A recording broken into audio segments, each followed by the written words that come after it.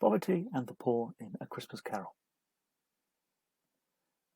As we saw in the revision video for the theme of society, Dickens was a champion of the poor. As a child, he had come close to falling into the trap of poverty himself when his father was imprisoned for debt. This fueled a deep desire to try to improve the lot of the poor and to make the rich more sympathetic and understanding. It also gave Dickens a fear of poverty, a fear shared by Scrooge, and which leads to him becoming a miser. At the time A Christmas Carol was written, attitudes towards the poor were harsh. It was widely felt that if you were poor, it was probably due to a failing of some sort on your own part. Most likely, you were deemed to be work-shy or irresponsible.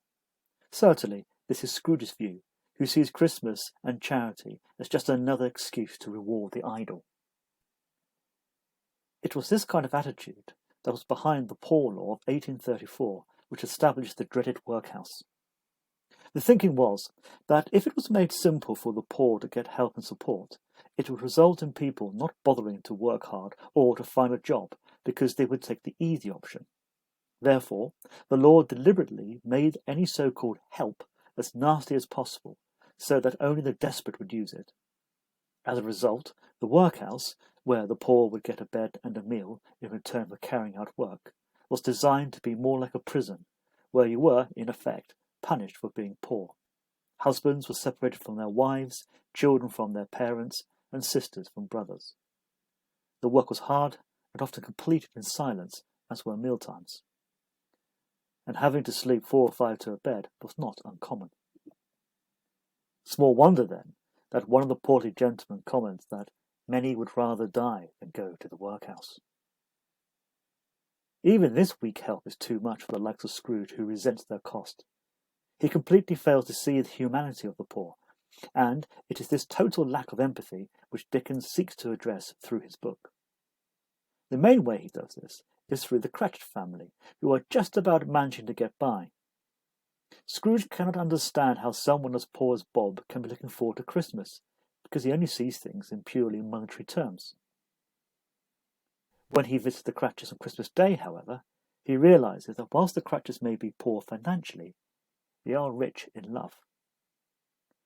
A point Dickens stresses with his description of the family as Scrooge and the Ghost of Christmas Present leave.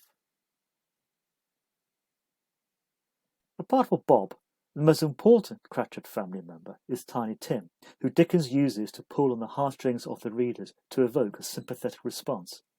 Certainly, this is the effect it has on Scrooge, who is moved to show compassion for another person for the first time in years. Dickens draws a clear link between Scrooge's cruel dismissal of the poor in the first chapter and Tim, who becomes in effect the conscience of the novel and the face of the poor. The Ghost of Christmas Present's rebuke to Scrooge is one for those in society who fail to show empathy and don't see the poor as fellow human beings, but as a burden, or, worse, a collection of faceless statistics. By the end of Stage 3, Dickens makes his purposes abundantly clear by presenting ignorance and want. They represent the lack of education and poverty respectively, and again, a direct link is made to Scrooge's heartless comments in his office in Chapter 1, when the Ghost of Christmas Present turns Scrooge's words against him. There's also a stark warning that if nothing is done about the poor, then doom awaits us all.